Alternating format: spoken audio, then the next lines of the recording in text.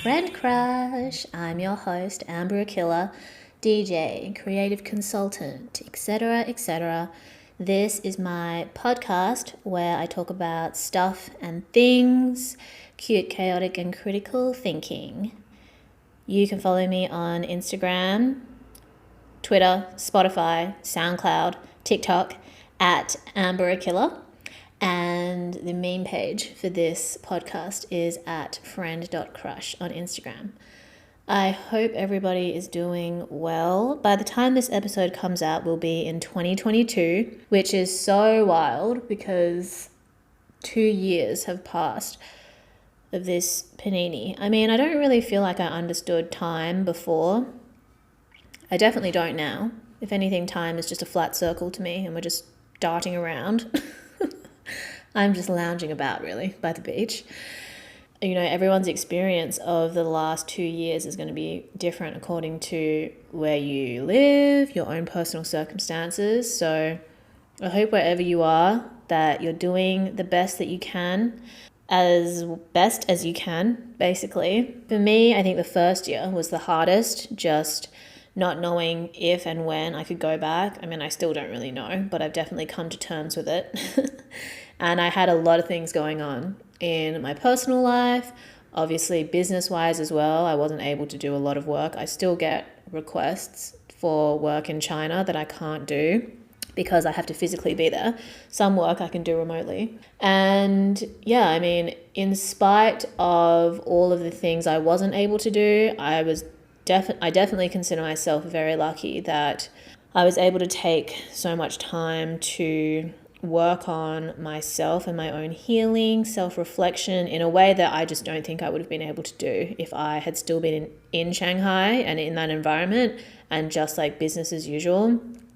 There's definitely two sides to living a balanced life, and that is the life, your external world, and then also your internal world. And I've always been an overthinker, as every therapist I've ever had has told me.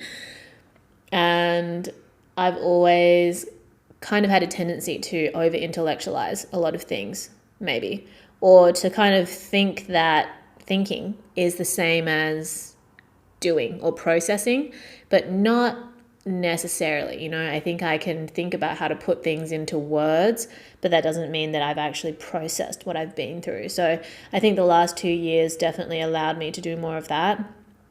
And my interest in spirituality, self-development, self-empowerment, which has always been there, I was given more space and time to really explore those ideas more and then figure out how I can implement them into my life. And I consider it a huge privilege to have been able to do that, because that is something that is part of what makes modern life and capitalism so draining. The constant pressure to externalize everything, to assume that the things outside of us are going to bring us empowerment, are going to bring us a sense of authenticity, a sense of self-assurance, of confidence. And like I mentioned in the spiritual and superficial self-care, you know, like think of yourself like a phone. You have hardware and software needs, not just hardware needs. And I think that especially for Western culture and modern life, there's always an emphasis on hardware, an emphasis on the job that you have, the education you have, the friends you have, whether or not you have a partner, the clothes you wear, the place you live, the type of car you drive, all of these things. And I think people assume that by pointing out that these things aren't as important as we think they are, it means that you shouldn't have them, or that you should just not care, you should give up everything and go live in the mountains. I personally don't believe that. I think black and white thinking, we need to let go. Black and white thinking is shit you do when you're still trying to understand the world. As you get older and you realize how messy life actually is, how little control we have over so many outcomes, you need to learn to embrace the gray area that exists between black and white. And I think awareness is the key. It's the first step. Just being able to be aware of the fact that these external things, the hardware, is not the only thing, is not the thing that defines us, and recognizing, oh, there is software that I need to be updating, that I need to be aware of, that I can be organizing. I can organize the apps in the home screen that is my mind. Just having that awareness to begin with helps so much. And then, only then, can you come into acceptance of what is, and then can you move into action of what you can do next, of the choices that you want to make. You have more information on how to move forward. The same with anything in life. And I think we make so many assumptions about how our life can go and how this is divorced or separate from the world around us. But everything is connected, love. Everything is connected, whether we realize it or not, whether we're aware of it or not. It takes, like, retrospect is what we need in order to understand how these dots connect, right? You don't know what dots you're connecting when you're living through it, when you're in the present moment.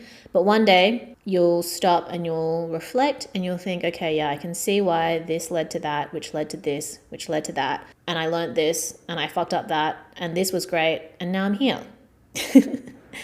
Do I want to do that all over again? Do we want to replicate, or do we want to move into a new pattern according to what I want to do next, whether that's similar or different to before? And I guess, like, part of growing up is realizing that at a certain point, we have enough data to be able to look at different situations and assess, any parallels that might exist between them. Like for me, getting to a point where I've been in enough kind of like romantic entanglements, relationships, to see the patterns that I have in romance. Do I want to repeat those patterns, or do I want to develop a healthier one? Or looking at friendships, the way that I would behave in friendships and connections with other people. Do we stand, or do we want to shake it up a bit moving forward? Same thing with work, same thing with any area in life. Just being able to recognize that, yeah, there's going to be times when you have no fucking idea what you're doing and you're just living. And then you'll get to a point where you're either sliving for a living, having a great time, or you're not so sliving for a living and in a downturn or a downward spiral. And you can think, okay, how did I get here? And what can we do moving forward? Yeah, it's been a very interesting 2 years for me. Not what I expected for myself, but I think definitely what I needed, whether I was willing to admit it or not. And I'm sure that one day in the near future, I'll look back on this period and it will make sense. Because I'm not going to lie to you, babes. Right now, it doesn't make as much sense as I wish it would. I can appreciate what I've been through, and I can be very grateful for the privilege that I've had and for the lessons that I've learned, but I've got no idea how it all comes together. And maybe you don't either, so I hope you feel less alone from me being able to tell you that. But I always try to talk to people that are older than me and people of different generations, especially when I ask my mum things and when she reflects on her life. And that's kind of just how things go. And I think when you're younger, it's so much harder to come to terms with that because you literally just haven't been alive long enough. And you're still trying to come to terms with what you thought your adult life was going to be like and what it's actually like. I think we all remember what it was like being a kid and thinking, oh yeah, by the time I'm 25, I'm going to be married with children. Like, oh my God, being 25 is ancient. Or like even when you're 25 and thinking, oh my God, I need to be married with a child by the time I'm 30. And like, no shade to anybody that actually managed to achieve that and is happy and living their best life, because everybody's journey is going to be different. But I think this idea that everything has to be done by a certain age, by a certain deadline, can really erode like our ability to appreciate the journey that we're on and entertain different possibilities for ourselves. The ability to have an open mind to different possibilities is so important. And I'm not going to minimize the importance of like resources and access and material privilege, because structural change is always required in order for people to be able to have access to certain things. But at the same time, mindset is important too. Again, you're a phone, there is hardware, there is software, there's external things, internal things. And when you're feeling really stuck and you feel like you have no control over a situation, just a perspective shift, no matter how minor, can relieve the tension and the resistance that you feel towards certain things. Being able to radically accept that some things we just don't have control over. Acceptance doesn't mean that it's right. It doesn't mean that it's good, but you just have to accept that it is what it is. Because after acceptance, then then the resistance that you have towards a certain situation or a certain person or a certain feeling starts to dissolve, and you can see more clearly, at least for me. And, this is a process that I have seen people describe over and over again, that my therapist has described to me. Because I don't know if it's like not the obsession, but individualist culture, and also this disconnect that we have between ourselves and the world around us. Also, like the funnel and narrowing down of our reality based on, the algorithms that dictate the sorts of information that we're exposed to, the media that we're exposed to. I think that it's so easy for us to take things personally, or to take everything as a reflection of ourself or our self-worth. I don't know if this is applicable to everybody, but I realized that there were so many things that I was subconsciously allowing myself to take blame for or responsibility for that actually weren't my responsibility. Like, it was completely out of my control. When I was younger, I didn't consciously think this, but a part of me felt like it was my fault that, the place that I lived, I didn't feel connected to, that the people that I was around, I didn't feel that connected to, that I couldn't make the things that I wanted to happen. And obviously there was a degree of control that I had, but at the same time it would get to a point where I didn't have control beyond a certain point. And only when I left my environment was I able to open up opportunities to certain work, certain people, etc., etc. But when I look back on my younger self, it's so clear to me the way that I thought it was my fault, that I couldn't change that.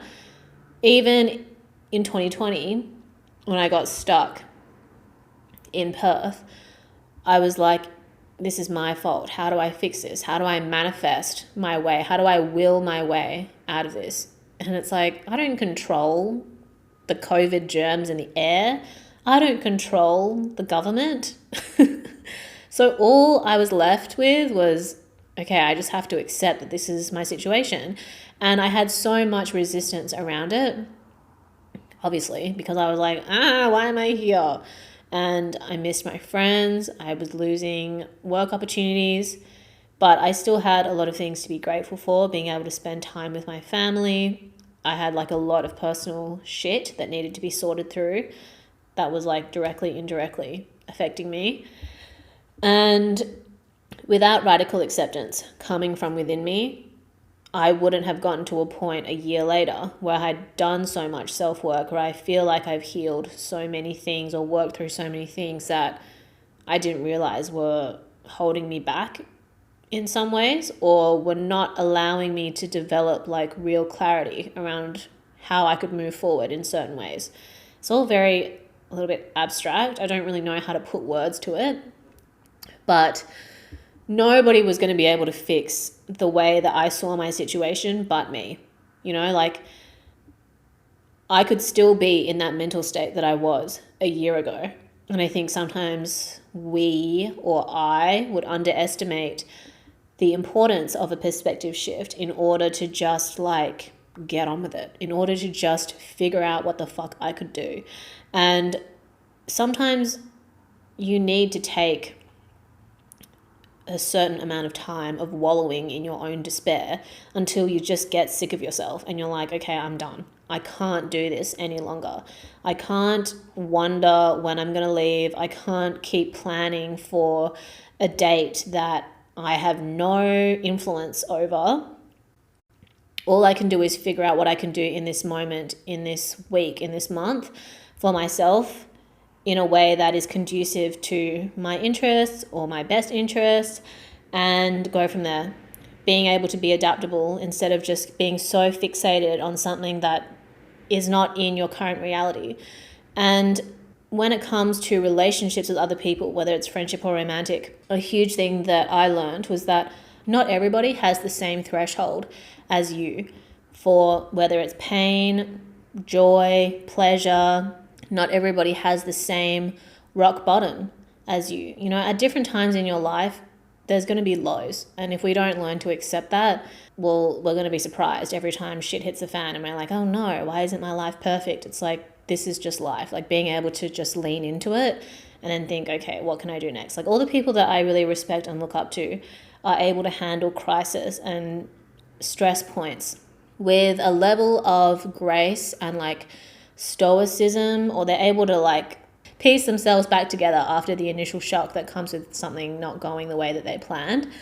And that's a skill. That's really a skill that we can develop in life. You know, that's how you build resilience, being able to overcome all these challenges instead of letting them define you, letting them hold you back, letting them discourage you. The people that are most successful are the ones that are the most persistent, the most consistent. And each person's journey is going to take a different amount of time. You know, some people, they only need to be consistent for a short amount of time until they see benefits. Other people, it might take them years. And for some people, it's going to be exponential growth. Other people, it's going to be a slow burn. And I think just getting in tune with what's happening for you is what's most important, instead of comparing yourself with other people. Of course, you can always compare yourself to other people. It's important to be able to learn from others. For me, I think being able to observe other people's path, other people's mistakes, how they learn from their mistakes, informs how I can figure out what I want to do. It's less important for me to be like a full-on trailblazer. More important for me to feel, you know, a sense of ease with what I'm doing.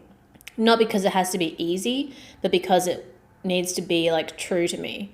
I learned the hard way that anytime I am deviating from what I truly want for myself and just doing what is expected of me, or doing what other people want from me and not acknowledging what I really want, I am always the one that takes an L. Whether I realize that in a day, in a week, in a month, in a year, in 2 years, in 6 years, it's always me that it falls back on. The same way that it'll always be you if you're making decisions that are constantly going against your best interest, whether that's on the micro or the macro, you know. Because for me, in a lot of my friendships and relationships, I am a recovering people pleaser, and my idea of people pleasing was very different to the reality of people pleasing behavior. I would think that people pleasing is like, oh, you're just going out of your way to give people compliments and make life easy for people and being a bit desperate, like overtly desperate.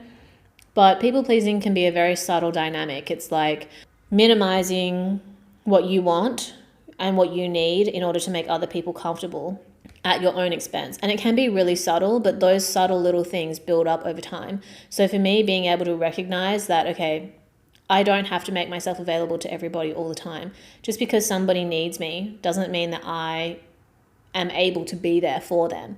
And it's better if I can take time to rest and recuperate and present myself as the best version of me to people when they need me. That's better than just like hemorrhaging energy all the time, trying to be there for people. And when I started to make like little changes, being able to say no to going out or meeting up with people because I just didn't feel like it, or I was tired, or I didn't want to, nobody really cares. Nobody really takes it personally. And the people that do take it personally, that's their problem, honestly. The same way that if I hit a friend up and they weren't available, I wouldn't take it personally, or I would definitely try my best not to, because you can recognize that everybody has their own life, everybody has their own problems. Because I've got my own problems, I don't need anyone else's problems to be my problems, and vice versa.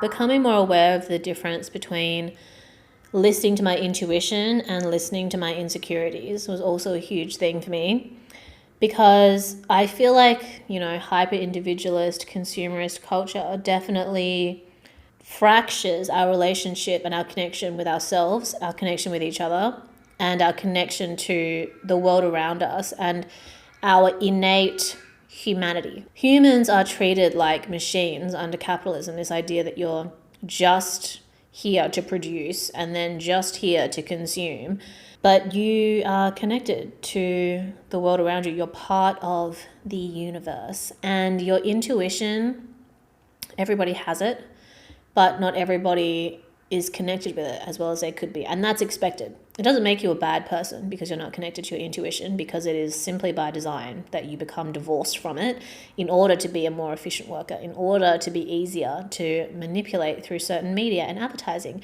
in order to have your emotions preyed upon. So learning the difference between my intuition and my insecurity was important, because I would either get the two confused or I would be unsure of which one was speaking to me. And for me personally, I feel like my insecurities, they sound like shrill, and they sound a bit rushed. They sound like they're speaking from a fixed mindset or a scarcity mindset. It's like, oh, you need to do this or you're going to miss out, like this kind of FOMO vibe. But my intuition is much more calm and a lot quieter. It's more like the back of my head. When I feel like an insecurity is being pinged, or like I'm triggered, it's like my whole head is like overwhelmed and my face is hot. But when I can hear my intuition, it's like quiet, it's in the back of my head. And it's more like a soft echo. It's like, are you sure this is what you want? If you agree to do this, you're going to have a bad time. So why don't you just say no and let yourself be the villain? Because, being able to understand that other people's problems with us are their problems. The same way that my problem with someone is my problem. A lot of the times we're letting people live rent-free in our heads. Beyond our interaction with them, we're still telling a story about them, about our relationship with them. And sometimes you just need to let go. You just need to create a little bit of distance between the thought and the thinker, and remind yourself that it's actually not that deep most of the time. And you'll really free yourself. Because honestly, anybody that cares so much about what you're doing and what your opinion of them is, they need help. And nothing that you can say or do is necessarily going to change anything for them. We've all probably been in friendships where we're trying to get through to our friend. They're making not so great decisions for themselves, whether it's us or the other person. And it doesn't matter what you say. At a certain point, they're just going to do whatever they're going to do. And being able to accept that I'm just going to do what I'm going to do, and being able to take responsibility for the consequences that come with that, is how we learn, how we build resilience. And when I was able to recognize that just because I'm friends with somebody doesn't mean that we have the same standards for ourselves, doesn't mean that our limits are the same either. And a healthy friendship is one that can recognize this and be supportive, mutually supportive of them. And I've been in situations with people where their limits are beyond mine and I can't hold space for them. It's hard to admit, but it's like at some point you need to step back from other people's problems, is what I had to learn, and let them deal with it. There's nothing that I could do or say that was going to make their situation better. That was completely their responsibility. The same way that when I was first stuck in Perth, there is nothing that anybody could have said or done for me that was going to make me feel better, because you feel like so overwhelmed by your situation and so mentally isolated that it's like only from within, being able to accept and develop an awareness of any resistance that you have, can you then start to allow it to dissolve. And only I could have done that for myself. If I wanted to, I could have stayed in the same mindset that I had a year ago and still felt like a victim, still felt like there was nothing that I could do. But there were so many things that I could do despite all the things that I couldn't do, if that makes sense. I started this podcast. I started a TikTok account eventually. I started learning how to pole dance, started learning how to make music. I'm so grateful that I was able to do those things. I learned and read so many fucking books and I was able to develop my understanding of so many different topics and connect so many dots that I probably wouldn't have been able to do if I was just working business as usual. And I know that not everybody's circumstances are going to be the same as mine, but the key is to become aware of your own circumstances, your own standards, your own intuition, your own insecurity. I'm not saying that anybody has to do what I do or be like me. It's being more like you. That's what's important. Me being able to be more me, you being able to be more you. That is what makes a healthy society. People being able to feel authentic, be authentic, rather than imprisoned by the expectations that they've internalized from their parents, from society. And it's natural that we do that because we're not given that many tools for how to actually have healthy boundaries. There is so much misinformation about what boundaries are.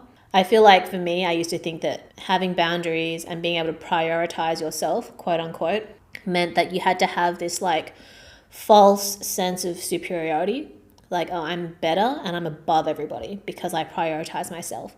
But in reality, prioritizing yourself is just tuning in with what you want and what you need in any given moment and being able to see, okay, I'm feeling a little tired today.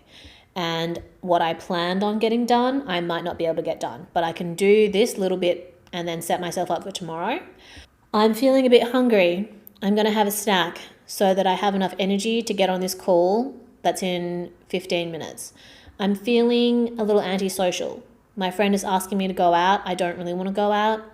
It's okay for me to say no. I can suggest another time for us to meet up and see if there's something that, is more compatible for us. That's being able to prioritize yourself instead of thinking, okay, yeah, my friend wants to see me. Oh my God, I don't want to let her down, even though I'm feeling really tired. Okay, I'm just going to go and I'll just be tired and then I'll just deal with it later. Like, I used to think like that sometimes. And sometimes I still have that thought pattern come up, but I just remind myself that it's better for everybody when I feel good about myself. The same way that it's better for everybody when you feel good about yourself. And the people that truly care about you and truly support you will be able to accept and acknowledge that. There are times when I've reached out to people, hey, you free today? Do you want to do something? And they're like, oh my God, I'm so dead. I've had such a long day. Let's do another day. That's fine by me, honey. I don't need my friend to take an L just to make me feel better. So being able to prioritize yourself isn't thinking that you're better than everybody. It's just being able to recognize what you need and put that first instead of putting yourself second to anybody else. And it's hard to do because there might be so many areas of your life where you don't even realize that you're putting other people's needs before your own.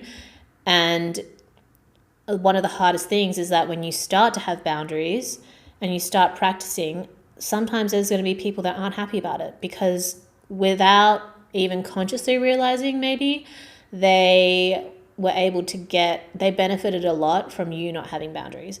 And now you having boundaries is suddenly hard for them. Suddenly you've changed. Suddenly, you're different. And I didn't really have this problem that much this round of boundary setting because there's definitely been previous rounds of boundary setting where I've learned, okay, yeah, that's not working. I need to switch it up. I feel like, these last 2 years have been the most dramatic shifts for me. Probably not as noticeable from the outside because I think when I was younger, like leaving the country, that wasn't a boundary setting per se, but I definitely learned a lot about myself in that process. That was a pretty obvious shift. But, the last 2 years, I think it's been much more subtle for me. And it's been finally being able to close the circle on certain things that I was struggling so much with trying to understand, trying to implement. But yeah, I think the self-prioritizing thing was really, I don't know why it was so hard for me to understand in the past, but it just clicked for me recently that it's not about thinking you're better than everybody. It's just being able to recognize what you need and actually acting accordingly instead of thinking that you need to minimize yourself or that you need to give more of yourself in order to be loved, in order to be respected, in order to be supported. That's not the case at all. Not everybody is going to see that. Not everybody is going to agree with your boundaries. Not everybody is going to be comfortable with your boundaries, but that is the L that you have to take, not a personal one at the expense of your own energy and your own peace of mind, but one where you get to maintain your peace of mind and the people that aren't okay with it just drop off, It's so hard to do that, especially because oftentimes you care about the people in your life, even if they're not so good for you, that's common. But being able to trust in yourself and being able to sometimes even when you can't find the ability to trust in yourself, you can think outside of yourself. Like, okay, think about someone that you really care about whether it's like a sibling, your parents, your friends, or even like somebody whose respect you would want, just like even in theory. And say to yourself, like, it's in my best interest to act in my best interest so I can be my best self for this other relationship. When I would go through extreme depressive spirals, I would always think about my friends and my mum wanting to be the best version of myself for them, even if I couldn't muster up the energy anytime that I wasn't able to muster up like the energy or the will to do it for myself. Because sometimes your sense of self is like so eroded that you're like, I don't really care about me that much. So you can extend it outside of yourself temporarily and think, okay, I'm going to do it for them. And then as you slowly progress and you compound healthier choices, and you can start doing it for yourself, and then it just kind of builds up over time. That's kind of how I've been able to work with it, because I don't want to be somebody that's taking from people and not contributing anything. And I don't want to be someone that's asking more from other people than I'm able to give in return. And obviously not everybody thinks like that. And if I wanted to be in healthy relationships with people, we need to be able to mutually support each other. And I don't want to have, I don't want to be in unequal relationships where someone's taking more than they're able to give to me. I think that's fair. Everything is transactional. All relationships are transactional, but it should be win-win, not win-lose if we want it to be healthy. And we get so used to this win-lose, black and white, good versus bad, right versus wrong. And I think when we do that, we're thinking like, oh, there's only one pie and we all have to figure out how we're going to share it. But we haven't thought about how there's a kitchen that we can bake more pies for, that this circle isn't static, that its perimeter, its circumference can expand. There's no reason why, just because there's one pie here, this is one option, that we can't bake another one, so there's more than one option. And it doesn't have to be that one is being split in the middle. It's you get a pie and I get a pie. But not everybody is at that stage yet. It is a journey to reach a growth mindset. Like, some people might never get there. And I hope that me sharing my journey can help others on theirs, because it's not that you need to look to anybody to tell you what to do. And I think oftentimes when we're feeling helpless, we're like, somebody just tell me what I can do to move forward. There's been so many times in my life where I've come across some sort of challenge and I'm like, I just wish someone could tell me what the right decision was. But when I look back, I can appreciate that I just had to go through it and learn. Like, that's what wisdom is, being able to learn from your mistakes and also from the mistakes of others. But just, sometimes just having faith in yourself and thinking about the other times in your life where shit hasn't gone to plan, but what have you taken out of it? And how did that lead you into the direction that you're in now? And how can you redirect, or how can you replicate? That is what kind of helps me. Like, reminding myself that there was a time when I did not know how to DJ. I've been DJing for so bloody long. I can't even remember what it's like to not know how to. And when I was like so desperate for gigs, I didn't know who to ask. I just wanted to practice because I didn't have my own equipment. So I was like wanting to book gigs, but I didn't know who to ask. I was not being taken seriously. And now to be in a place where people seek me out for gigs, and now to be in a place where I feel so much more confident in my skill and like I have a better foundation to build off, I wouldn't be able to feel this way if I hadn't felt like I didn't know what I was doing. And then I sort of think about that when it comes to anything new that I want to learn. It's still hard, okay? But at least that's something. Even if it's something like, oh, I didn't know how to fry an egg properly. And then I Googled it one day and I learned how to do it properly. That shows that I've learned something and that I have the ability to adapt. Basic shit like that. Get really granular. Let the mental gymnastics work in your favor. That's what I say, because we're always doing them anyway. And we're always we have a negative bias as humans as well. So we're naturally doing the mental gymnastics to our own detriment. So when you become aware of the way that you do mental gymnastics, you can start to do it in a way that benefits you and propels you forward rather than into a downward spiral, if that makes any sense. Anyway, that was my ramble for the day. I hope you enjoyed this episode. It's a bit all over the place. I want to find a way to consolidate the feedback that I get, because I was under the impression that I could reply to comments on the Spotify episodes, but I don't really know how to do that. I can reply to the question, but I can't reply directly to the comments. So I'm going to think of a way that we can consolidate feedback, but I do appreciate any feedback that you do leave on the Spotify episode, in my DMs, etc., etc. Thank you so much for listening. All the best. I'll see you in the next episode. You'll hear me in the next episode. Follow me on Instagram, TikTok, SoundCloud, Spotify, etc., etc. Drink water. Stay hydrated. Tell your friends and family that you love them.